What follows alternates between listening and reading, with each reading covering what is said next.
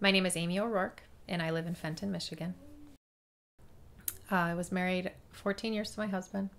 I was a police officer in West Bloomfield, and he went to work one Sunday afternoon like he always did, and then at about 1:30 in the morning, instead of him coming home, I got a knock at the door, and the one I've always dreaded in being married to him, where they sat me down and told me he'd been shot and killed at work.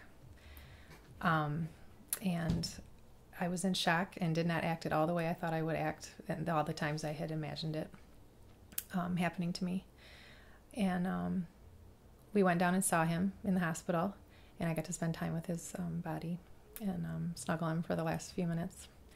And the next morning, after so much activity, there were so many people coming, going in our house and supporting us and trying to help us. I woke up the next morning feeling a very strong desire to go to Mass. And Father Harvey was presiding. Now, Father Harvey is very special to us because he married us. He baptized all our children, did a couple first confirmation, or we were both confirmed there together, Pat and I.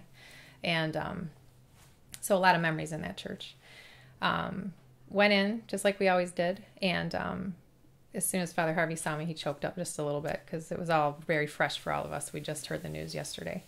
So sat down in Mass like I always did, except I went right down on my knees, and I was crying at this point as everything is kind of overwhelming me. The realization that this is happening, that my husband is gone, and I just was quiet and listening to Mass, and tears were falling, and I suddenly felt the presence of my husband right next to me, just as if we were there the Sunday before in Mass with our eyes closed praying together, how you can kind of sense a person next to you, just like that. And I was very peaceful, and I just, I remember kind of reaching over trying to feel him, but I couldn't. It was just a sense. And in that time with him, and I can't even tell you how long it was brief, I just felt a strong desire to tell everyone that he forgave Ricky, his killer. It was almost like he whispered it to me. Hey, Amy, I forgive that guy. It's all good. And I said, yeah, of course you do. So do I. So it just, when I opened my eyes, I had this strong desire to let people know that. So I came home, and well, actually, after Mass, I said to my sister-in-law, I don't know how I'm going to do it, but I have to tell people that Pat forgives his killer, and so do I. Just because Pat wouldn't want people angry with God or anything like that in this what's happening to us. So when I got home, not sure how I was going to share that.